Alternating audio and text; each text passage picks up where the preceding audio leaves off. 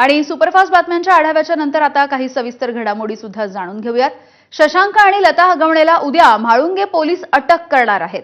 न्यायालयाने आज तशी परवानगी दिल्यामुळे उद्या येरवडा तुरुंगामधून पोलीस आई आणि लेकाचा ताबा घेणार असल्याचं कळतंय। हगवणे आई आणि लेकाने जेसीबी विक्री करत असताना फसवणूक केल्याचा आरोप निगोजे गावचे प्रशांत येळवंडेंनी केलेला होता।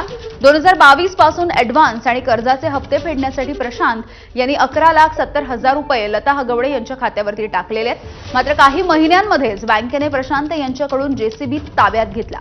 हे प्रकरण म्हाळुंगे पोलिसांमध्ये गेलं, पण तिथे सुद्धा पोलीस अधिकारी जालिंदर सुपेकर यांनी हस्तक्षेप केल्याचा आरोप आहे।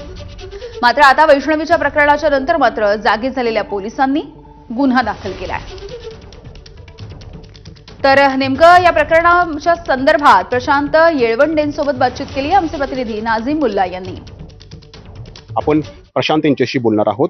जेसीबी तुम्ही त्यांच्याकडून खरेदी केला होता आणि 11,70,000 रुपयाची तुमची फसवणूक झाली आहे। नेमकं काय हा प्रकार आहे? 21 मार्च 2022 रोजी आमचा जेसीबीचा व्यवहार ठरला। ठरल्याप्रमाणे 24 लाखाला ठरला होता। ठरल्याप्रमाणे मी त्याला 5 लाख रुपये दिले। 5 लाखानंतर मी त्याला वेळोवेळी हप्ते देत गेलो। त्याच्यानंतर एक 4-5 महिन्यांनीच लगेच इथे एक बँकेवाले आले होते। ते म्हणले आमच्या बँकेचं लोन आहे याच्यावरती। तर मी त्यांना म्हणलं नाही, ते फेडरल बँकेचं लोन आहे, तुमचं काहीतरी गैरसमज होतो, तुम्ही दुसरी चौकशी करा। त्यानंतर ते निघून गेले। मी शशांकला कळवलं तर तो म्हणला नाही, आपलं फेडरल बँकेचंच लोन आहे। त्याने मला फेडरल बँकेचा चेक दिलता, लता राजेंद्र हगवणे नावाने।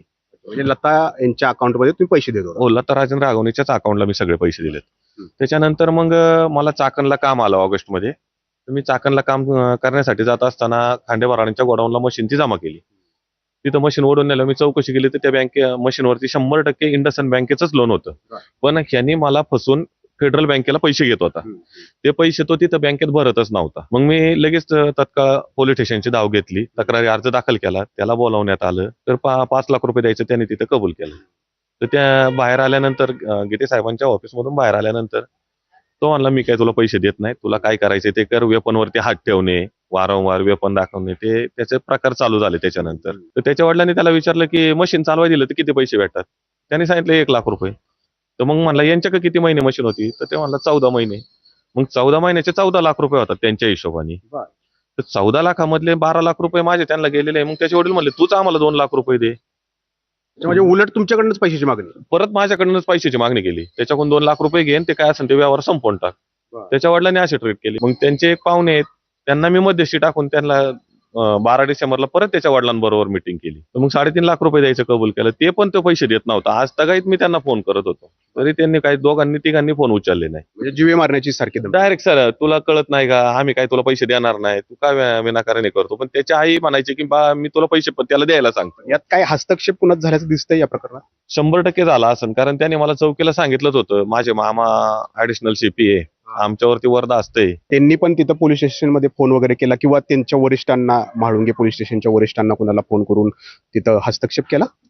शक्यता केला असेल, पण मला तर काय पोलीस स्टेशनवरून तशी ट्रीट मिळाली नाही। फक्त मला समजवण्यात आलं की तुम्ही जर गुन्हा दाखल केला तर दोघांचेही रेकॉर्ड खराब होतील, त्याच्यामुळे समजूतदारपणाने तो 5 लाख रुपये द्यायला तयार आहे, तर तू ते घे। हगवणे यांच्या गळाचा फास आणखी अधिकाधिक घट्ट होताना आपल्याला पाहायला मिळतोय। नाझीम मुल्ला, एबीपी माझा, खेड, पुणे। बातमी आहे चंद्रपूरमधल्या बालाजी हॉस्पिटलची। रुग्णांच्या कुटुंबियांकडून तोड